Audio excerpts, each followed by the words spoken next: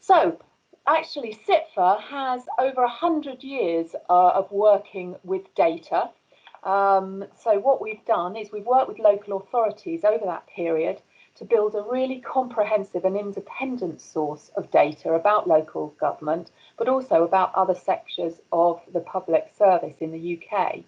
And in that time, we've delivered that data in a variety of different ways, as I'm sure you would expect. So we've been sort of through paper, we've been through email, we did the Excel spreadsheet, and now what we've done is we are moving on to an extensive transformation program and launching a new cloud-based data management platform. And that's what you're going to see today. Our CIPFAstats data, which focuses on sort of frontline, it's the first to be migrated to this new and exciting platform. That's what we're going to take you through. And what we hope is that this will give you a lot of more options to play around with the data, to interrogate it, and to get greater value for money. I don't think there's ever been a time when data has been more important than probably during this pandemic. Public sector organisations like those that you're working for are having to make really difficult decisions around allocation of resources. Funding is being stretched to its limits, demand to deliver business as usual is increasing, and on top of that you've got the new services and demand as a result of COVID. So it's vital that when you're making those decisions that you have a strong and credible evidence base when looking at any options. And it's only by that and understanding sort of all the facts and figures that you've got in front of you can you make transparent and confident decisions about the actions going forward. This confidence also comes with increased transparency for those around you, because they can see the decisions making, they can see the data that it's based on, and well-evidenced data gives assurance both to the public and to councillors and others involved in that decision-making wheel. Recognising the huge uncertainty in the world, it's even more essential that we make use of what we know, and that's where these data sets, which are tried and tested, come into play. But data on its own isn't very effective unless it's understood, interrogated, and can be analysed effectively. And in order to do this, you need to have the ability to interrogate that data very thoroughly. And this is where the benefit of the new platform will come in. And you'll see that as Richard takes you through what flexibilities you have and how you can analyse all that different data. So I think now I'm going to pass you over to Richard. I can see him and he's up and ready, eager. So I'm delighted to introduce Richard, who is one of our senior analysts here at CIPFA, and he's going to take you through the finance and general dashboard. Richard? Thanks very much, Jo. So my name's Richard Van Ross. I'm a data analyst at CIPFA. And as Jo alluded to, over the last few months, we've worked really hard at updating a lot of the products that we offer. Finance and General is one of those products. And hopefully you'll be able to see the transition that we've been through from Excel spreadsheets to an interactive Power BI dashboard, which will be accessed through an online web app. We hope these new products will facilitate a deeper analysis of the statistics, while the delivery through a web app will make things a lot easier for users and much more easy to kind of navigate your way around and have everything in one place. So what I'll do, I'll first kind of provide a background on the Finance and General product itself, then kind of demonstrate its core functionality and kind of take you through the actual dashboard itself. And then we'll touch on perhaps where we see the product going and ideas of future development. And then, as Jo said, we'll open things up for a Q&A at the end. A little bit of context then. So I guess the main objective for Finance and General is to deliver a summary of English and Welsh authorities' spending and how they've financed that spending across the different services they provide. The dashboard itself will cover the last 5 years worth of data. So the last 5 financial years, and obviously for this data set, as Joe said, we have data stretching back for a lot longer than that. But the dashboard will cover the 5 years. But this data set itself, we have data on electronically stored since 1984. So that would all still be available upon request. Yeah, we still kind of have that, and yeah, very much want to make that available should people want to see it as well. Okay, so that's the main sources of the data will be the general fund revenue account outturn data, which is compiled from statutory forms completed by authorities twice a year. So the data set is split into 2 different publications. There's the revenue account, which is the forecasted expenditure for the financial year to come, and is released every year in the summer. So we've just had the 2020-2021 revenue account publication, and that forms the basis of the estimates half of the Finance and General dashboard. The revenue outturn publication, which is released in autumn of each year, so this year will be coming out in November, is the actually recorded expenditure for each authority for the financial year just gone. So the most recent publication came out last autumn and covered financial year 18-19. And so, yeah, in a couple of months' time, we'll get the 19-20 revenue outturn actuals data, which will form the bulk of that half of the dashboard. So those are the main sources, and as I say, I'll show you how those sources are then used in the dashboard. But just to go back a little bit then, the old Finance and General dashboard, the old Finance and General product we had was not a dashboard, but a simple Excel spreadsheet. So it did display all the data that's published in the revenue outturn and revenue account data sets, but was in no way interactive and did not allow for any comparisons either with other authorities nor historical trends, so no comparison over time. So really was just kind of a static, isolated view of your authority's position within a spreadsheet. So required lots of navigating and kind of very hard to pull things out and to draw any kind of stories from the data. And any end user, had to basically do a lot of the work themselves, all of the work themselves, and yeah, a lot more work for anybody who wanted to try and pull anything out of those statutory data sets. So the new Finance and General dashboard then allows users to ask the right questions by providing an at-a-glance view of an authority's global financial position, and then signposting avenues for further investigation. So the main idea we hope from this summary dashboard is to give users the kind of general overview of their financial position, and then kind of indicate different areas that might be worth further investigation, and then allow them to kind of go down those avenues and really kind of get to the heart of each of their different service areas, and try to pull things out and glean things from the data that otherwise is very difficult if it's just in spreadsheets. Okay, so I'll actually stop sharing this and share the dashboard now.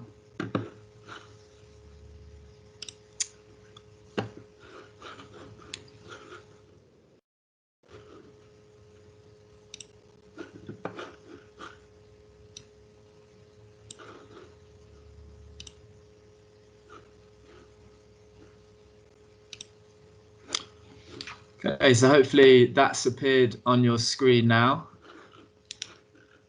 So this is the, hold on a second.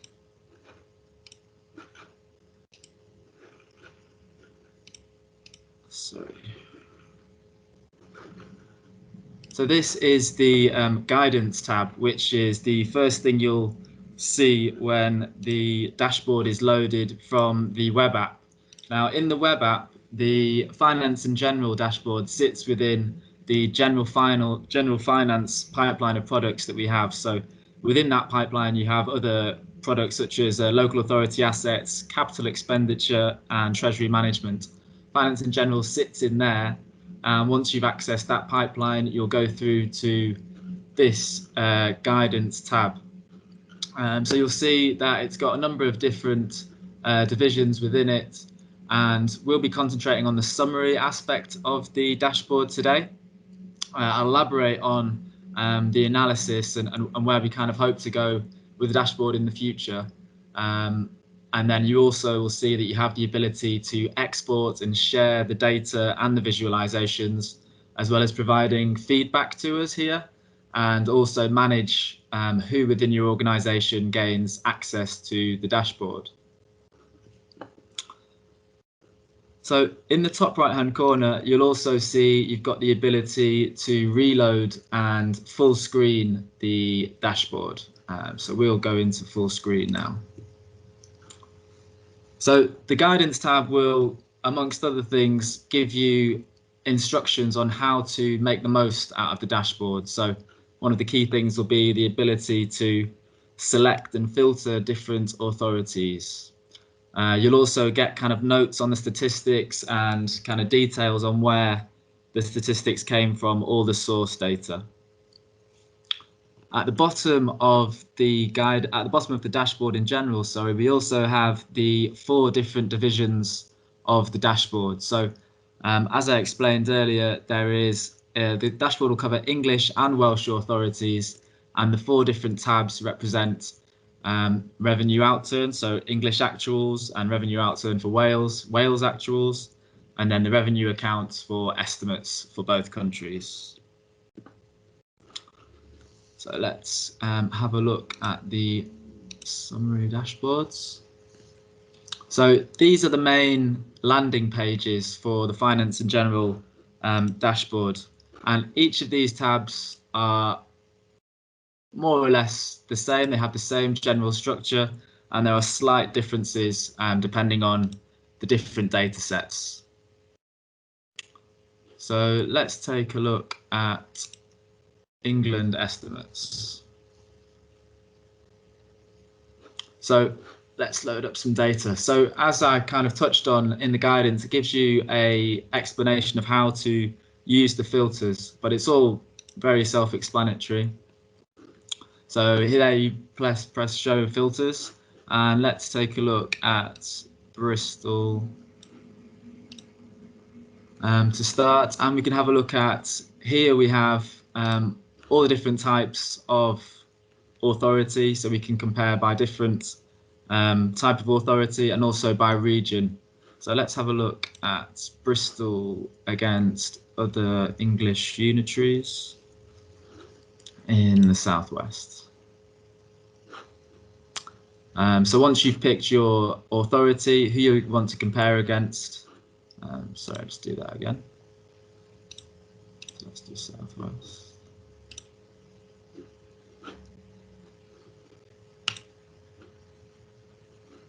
And then that's gone again.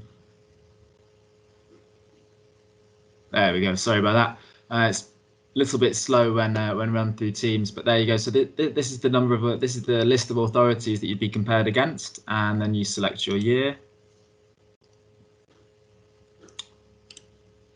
And then the data appears in the dashboard. So the general setup, then we have kind of top level indicators down the right-hand side, sorry, down the left-hand side, and obviously the big figure would be your authority's figure for that particular measure, and the small number above would be the average, and the percentage is the distance your authority is from that group average.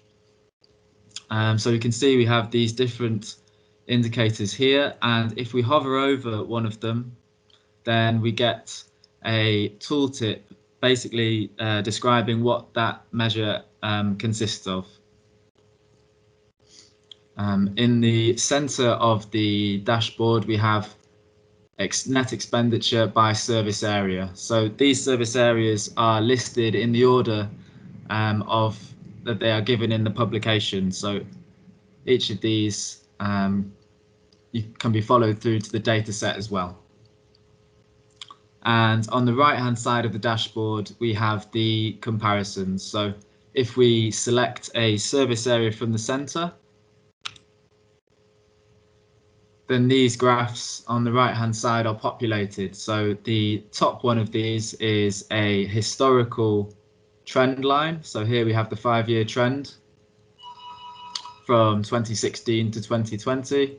And below is a bar chart comparing your authority with the comparator group you've selected.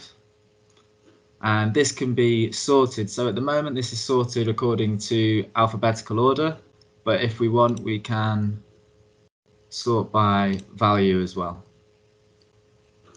And these obviously update when we select the different service areas or the different indicators on the left-hand side. So just to give a demonstration of what we can do with the filters, because I do think they're a very kind of useful aspect of this dashboard, is we can start to kind of think about how and who we want to compare ourselves with. So for example, here we can see that Bristol, because this number is highlighted in blue, are typically above average in their spending with this comparator group.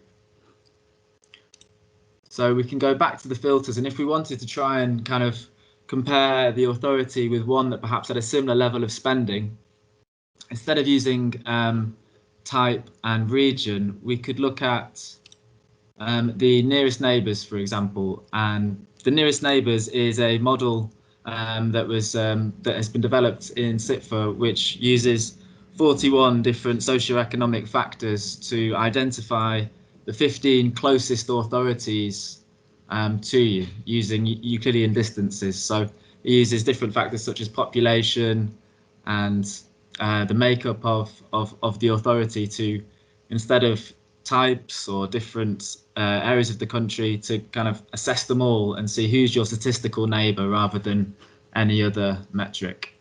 So let's use that. So let's have a look at the nearest neighbours instead, and you'll see now we have a different list of comparator authorities. And then again, the dashboard is updated, and again, although, sorry, let me just check that. Okay, great. And yep, so now the dashboard is updated, and again, we can see Bristol are towards the top, but you know, Leeds have a larger education spending, and perhaps in other areas that's the same as well. So we can see how the nearest neighbours can really kind of help us analyse the authority's position in a different context against, you know, the nearest statistical neighbours. Within these different service areas down the middle as well, what we can do is drill down into each of these service areas to reveal the components of that spend. So if we look at education, for example, and go drill through, then we also get a list of each of the components that make up education spending. So we have early years, schools, post-16 provision, and other education and community budget. And again, we can compare ourselves on each of these with the group of comparators, and it's not functioning at the moment, but that will be the 5-year trend for each of these components as well. So we can start to take a closer look and a deeper investigation into each of the different service areas from this kind of launchpad of the summary dashboard. So those are the major parts of the dashboard that I wanted to run through. It's also important to note that we can export and share each of these different visualizations and the data behind it from any point. So for example, if we wanted to look at education again and take a focus mode on this, then we can really kind of make that into an exaggerated visualization, and we can download we can export the data, show as table, and download the figures behind the visualizations themselves. So we can really start to use them as presentations or for whichever purpose, you know, the end user would like. So we can also, you know, print things directly from this and really kind of tweak things and use them how you want to use them. So those are the main functions and kind of functionality of the dashboard. Now I'll go back to the slideshow and just touch on a few of the things that we'd like to incorporate moving forward.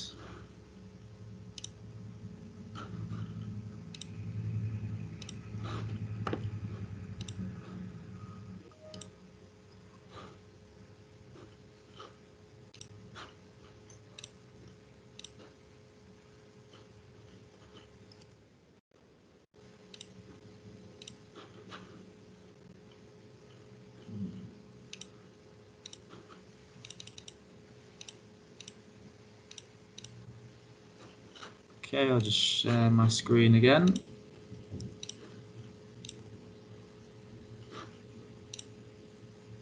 Okay, hopefully you can see that again. So the main aim for us with this dashboard is obviously to try and make sure we're constantly kind of keeping up to date with users' requirements. And with that in mind, there will be continuous improvement with this dashboard. And this autumn, we'll be adding, for starters, a few new indicators and a few different ways to summarize the statistics. One of those is population dependent statistics, which are obviously going to be very relevant for education and social care and different things like that. We're also looking to add things like year-on-year percentage change. But yeah, ultimately, it's what users want and the requirements of authorities that are going to determine the way the dashboard develops. So it's not a static product, and hopefully one that can continue meeting authorities' needs as they change. So that's what I wanted to run through. I'll hand back to Joe now, who I think will take us through a Q&A. Yeah, thank you, Richard. That was great. I mean, as you've been chatting, there's been a couple of questions coming up, so I think I'll sort of leap straight in with those questions. Isla Hardy has asked, hello, when will Scottish figures be included? In fact, as you were talking about England and Wales, I knew that would come up. So thank you, Isla. So the Finance in General product that we've had in the past, which has been an Excel spreadsheet, has only consisted of the English and Welsh RO and RA data. I mean, I'm sure that's something that we can look at and incorporate. As I say, it's not something we have done in the past, but you know, I'm not actually aware of that data set, I must say. But you know, if it's there and we can get access to it and use it, then I'm sure it's something we'd be interested in adding to the dashboard for sure. Okay. Sorry, just to add to that, Richard, we do have rating review estimates and rating review actuals, which have a bit on the POBI and LFR. So those are separate dashboards and cover the Scottish data that I think you require. I mean, moving forward, we could combine the two, but the data is shown in quite a different way. Right. That was the second voice was James. James is also a colleague of ours in analytics as well. If anyone was wondering who that was, so hopefully the answer's there. Maybe with regard to that, somebody can follow up and provide that any additional information going forward. So thank you for that. I've got another question. How do we know if we are comparing like for like, i.e. libraries may be different departments in different authorities, and libraries could be under other education spending? So are you able to answer that, Richard? So making sure the sort of comparisons are the same. Yeah, so I mean this dashboard is obviously compiled of those two data sets. So we'll be using the data that authorities themselves have provided. You know, I'm sure there's context around those, but from our perspective, it'll just be a case of using that data and trying where possible to kind of make sure we're adding notes and yeah, trying to make sure there's a little bit of clarity around what is being recorded and that is the case. But yeah, we'll be using the data from those data sets. So yeah, that's what we have to work with. Okay, thank you. And finally, will the output confirm what is contracted out? Again, I think we'll be using the data. I mean, hopefully when we're kind of when customers are using these and we're kind of getting feedback, we'll be able to add as much kind of more specific notes and information on each of the statistics where possible. But as I say, we'll be using the data that's in the data sets, and yeah, if that often isn't specified, then that makes it difficult. But I guess we just hope that people are providing that extra info we'll make notes of it and yeah, try and provide that information alongside the data sets. Perfect. Thank you, Richard. That's very helpful. That's great. I mean, actually, that's sort of perfect timing because we were given the half hour. So I know it's now it's just 1:30 now. Just want to confirm with everybody, if you've got any outstanding questions and you've sort of maybe watched this back or have a think, all the details for our analysts are on the website. So Richard's very happy to answer any questions that you might have. Just drop him a line. Or there's also an analytics at CIPFA.org website. And again, if you send a query there, somebody will be able to answer and respond to that. As we say, it's a new product for us and a new platform. So as you sort of use it or you get used to using it, we'd really like to hear your feedback. What you like, what you don't like, what we can do to improve it. And hopefully that is, as Richard says, a very sort of iterative process, and we will do that over the coming months. It just leaves me to say thank you all very much for joining us. I hope you've had an insight into what we think is a real advance on our previous offering around data analytics, and that you have a good rest of the afternoon. Thank you very much. Thank you, Richard, for your presentation. Thank you.